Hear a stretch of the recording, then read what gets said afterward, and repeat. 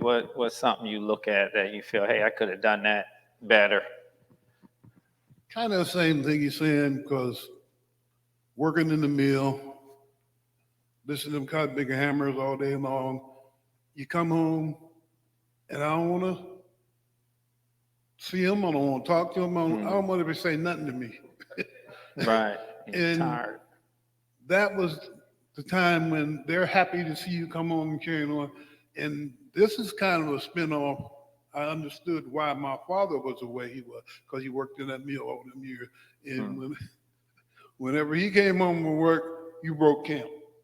You got out the house, you went anywhere, but you didn't. And I understood.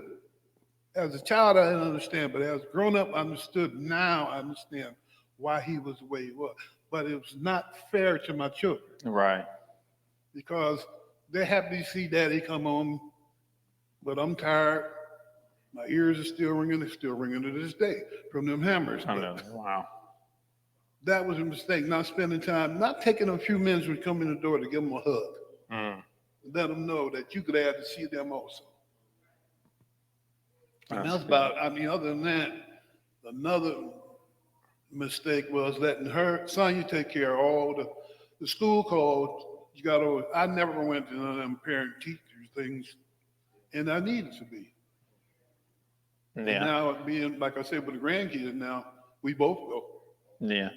And one of the things, being teachers, and we got several teachers in here, and I'll know you teachers, when a dad shows up to meet with teacher or principal, it's a different mindset. With you that are teachers, it was a different mindset than when, because I was in scenario, and when the mothers show up, wow, wow, wow, wow, you know what I mean?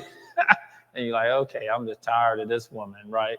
But then when dad shows up, it was different.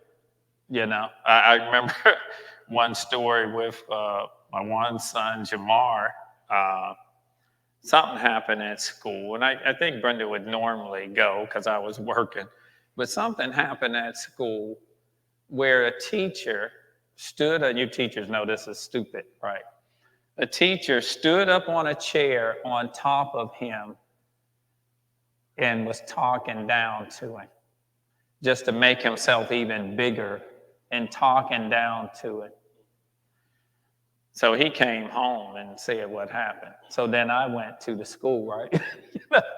So I didn't act a fool, but I went and I got the principal and I said, now, you're either going to do something or I'm going to go in there and tell him, stand on a chair now and see what happens.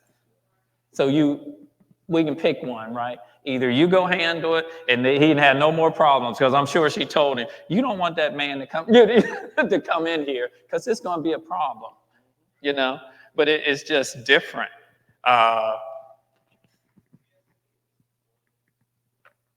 Great challenge. Rael, let's start with you. What has been the great challenge of sort of juggling the balls? And one of the things I want you to talk about, one of the things you mentioned in one of our meetings about your one of the older daughters, that your mindset with her, and I think what happened with that? You understand that she said, no, I need you to be dad, or what?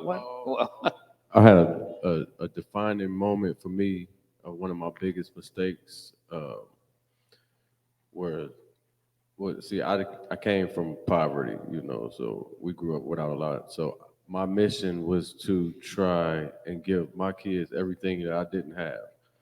So I spent a lot of time hustling up for them, and for selfish personal reasons too, as well, be honest. But that landed me in prison a few times. And this last time, so I'm reaching out to my older daughters. They like 18, 16, and 14. So the oldest two, they responded to me, and the third oldest not. She kind of fell back from me. So, but she lived in the house with my second oldest daughter. So she's telling her dad's trying to get in touch with you. She just shied away from me. So she ended up coming to visit me one summer when I was in prison, and we sat in the visitor room, and she she can articulate herself really well at 14. And she said that I had to ask myself why I was so angry. And she said, I figured it out. It was because of you. She said, you gave us everything we ever wanted, everything we ever needed, everything. You gave us everything.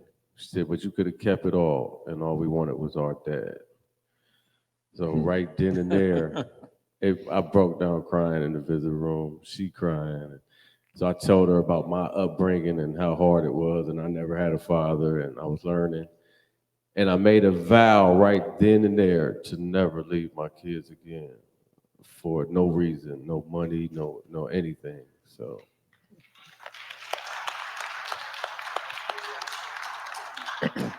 Isn't it something sometimes of what we think is important that's not really important? You know, I know with my kids, the things they remember are the things, because my dad died young. I think only, what was daddy? Maybe 54, 55. He died young. I was just graduated from high school, 78.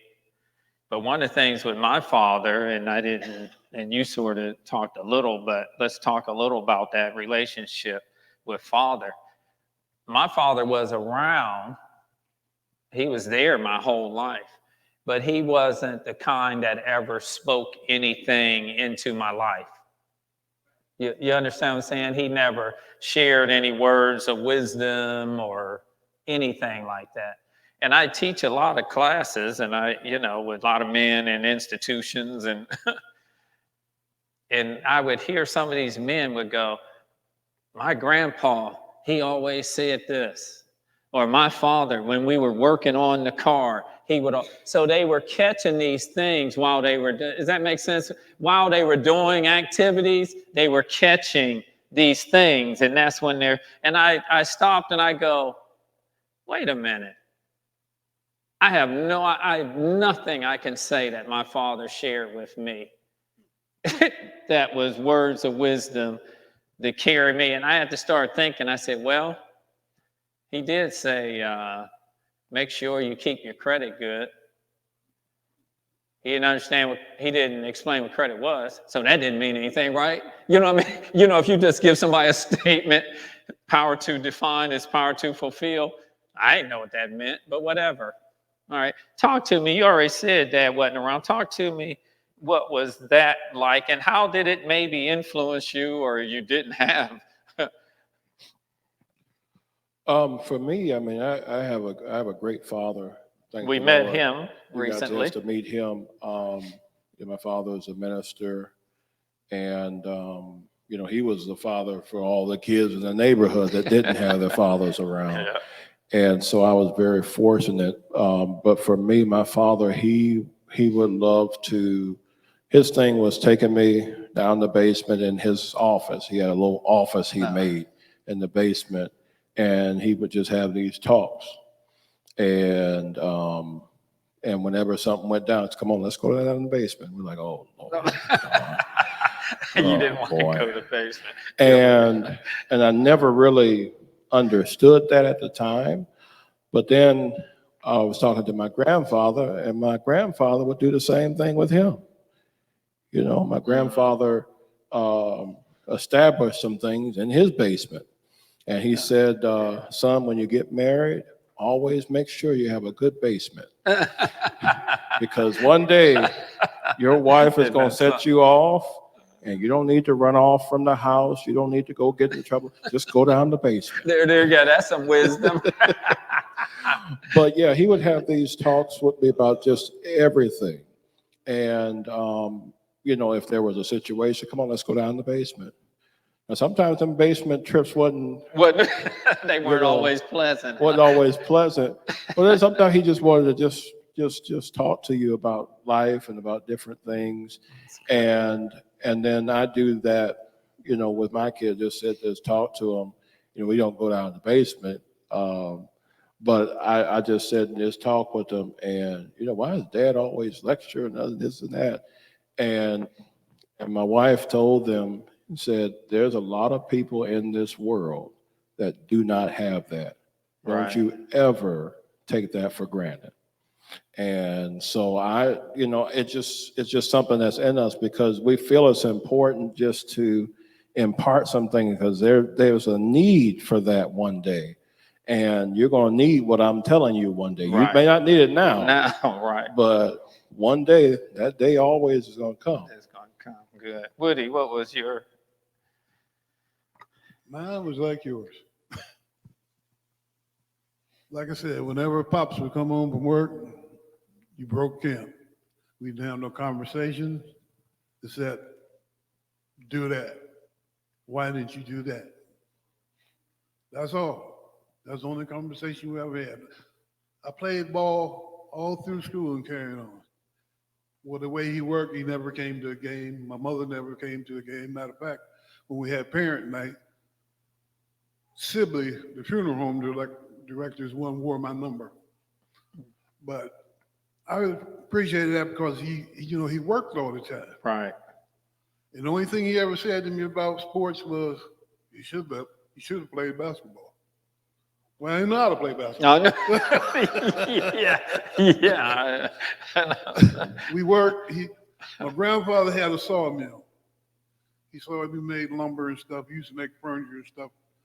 But down here on Mississippi Road, I used to have to go there every Saturday, catch them boards as they came off the saw up the ends, whether I wanted to or not. Yeah. And that was a relationship, even with my grandfather. I sit there and watch him pay everybody for a day's pay. And I'm lucky if I got $2 and I'm one Doing all the work. He never taught us how to run the saw. Never taught us how to measure a log to see how many boards you get out of it. All we had to do was the physical work. And that was my technical relationship. I didn't really realize how much my father loved us until I thought one day, we was riding one day, and he sat in the passenger seat and told me, he said, I love y'all, it's just that we didn't understand it. Well, you never talked to us. No, you're going to understand So someone that don't talk, we right? know? Yeah. But I loved him for the fact that, and maybe that's where I got it from. He's with my mother for 50 years up until he died. As far as I know, my mother never complained about him looking left or right. And maybe that's where I got it from. Once I married that woman, the rest of you women in this world, y'all don't exist for us. And it's something that he said what his dad said. And I think I made this. Sometimes we want something from people that they don't have the capacity to give us. Mm-hmm. You understand what I'm saying? They really want to give it to you. Does that make sense? But they don't have the capacity to give it to you. They weren't taught. It wasn't modeled. And they just didn't want to do it. And I imagine that was probably like my father. My father wasn't mean or anything. You know what I mean? And old school, Woody said old school was, you got somewhere to live, you eat every day, you got clothes on your back. That mean I love you, right? Yep. You know what I mean? Yep. But I was into karate, black belt in karate, and competed and championed. My father never came to see me until not long before he died. Probably the last tournament I was in. That was the only time he came to see me. I was a very good bowler. We lived down the street from the bowling alley, so I lived at the bowling alley, right? And I bowled and traveled to bowl and everything, and he never once came to see me. You know what I mean? In all those years. And I was trying to think, I don't think my father never said the words to me, I love you. Never.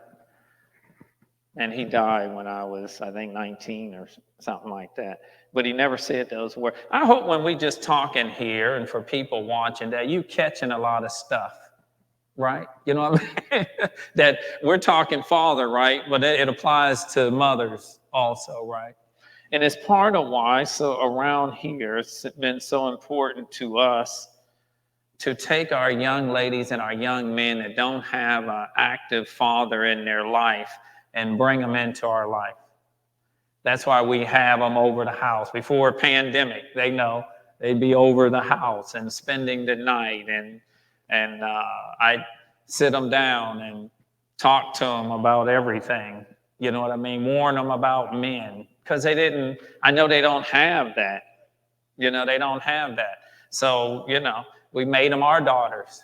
You know, because we want to be able to share that with them to warn them. You know what I mean? Like we know, right? So to be able to warn them. So last question. Give us some advice. Give some advice to those future dads. What you might consider advice or 2 or 3 keys that you would give them to do from start of being a father. Whoever wants to. I'll go. So my advice from my years of parenting would be spend time with your child. Get to know your child. Have conversations with your child. Time is the only thing that we can't get back. So I suggest just use it wisely with your children, like trying to provide and all that. That's important, but the time that you spend with them is so very important. So spend time with your children and know when to be what to them. Like That's good. my children now, like I know when to be their dad. I'm always their dad, Right. but I know when to be their friend. I know when to be their advisor. I know when to just listen, you know. So you just know when to be what with them, and that's getting to know them, like, and spending time with them. Yeah. Yeah, that would be number one for me. I used to do it when they were younger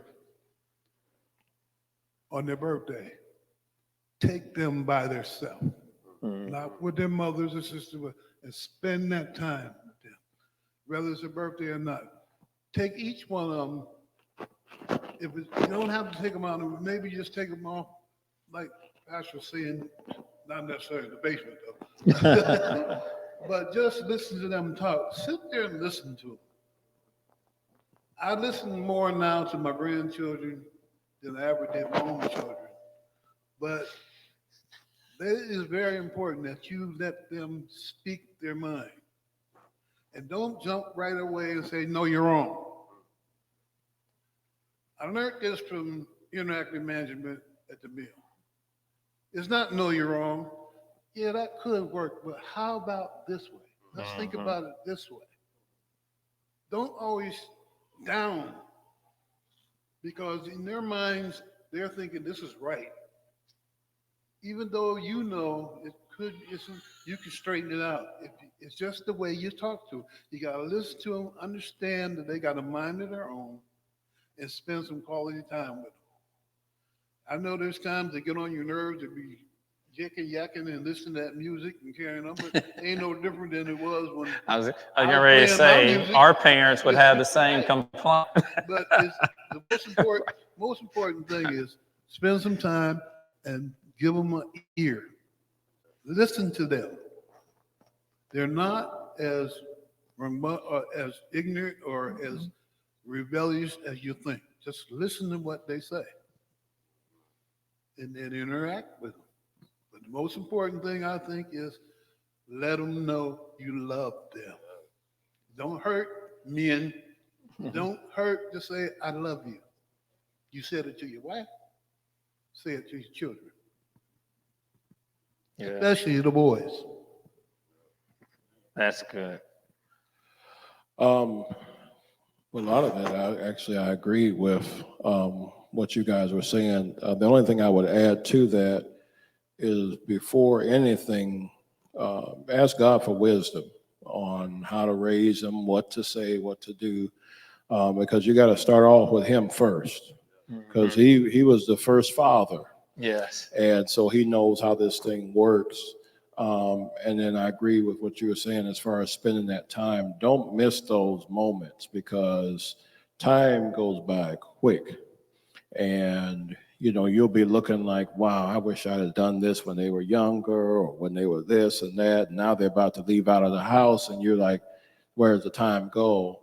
So don't miss moments. And then also, like Elder Woody was saying, you have to be that safe place for them where they can come and tell you the good, the bad, and the ugly.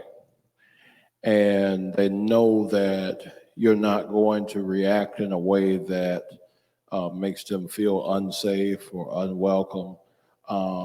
Because a lot of times you setting up that environment can help you to advise them or steer them away from some of the trouble. Whereas if you're going to go off, they're going to avoid you like the plague. So, so make sure that you create a safe and peaceful environment. And that's awesome.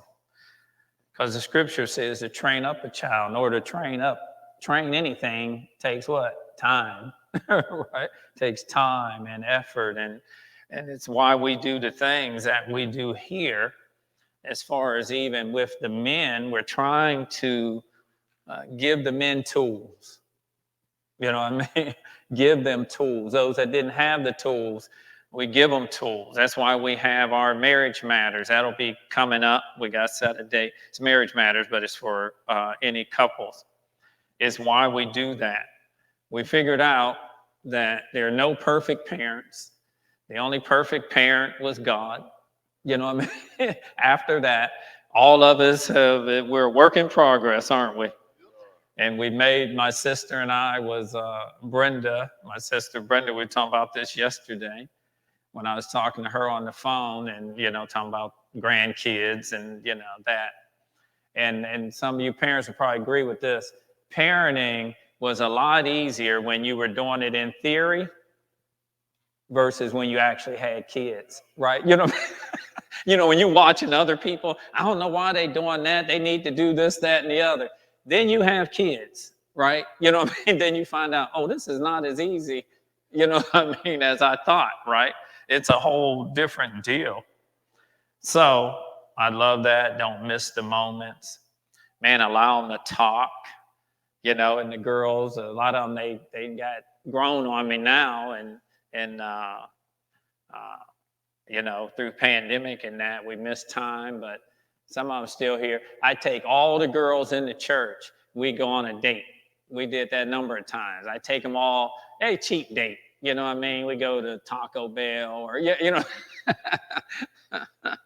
And so I take them all on a date, right?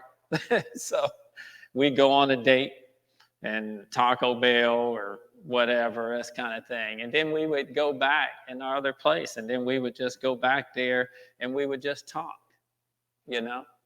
I love that because I wanted to date them. You understand what I'm saying? I would date them so they would know what a date should look like in their life. You understand what I'm saying?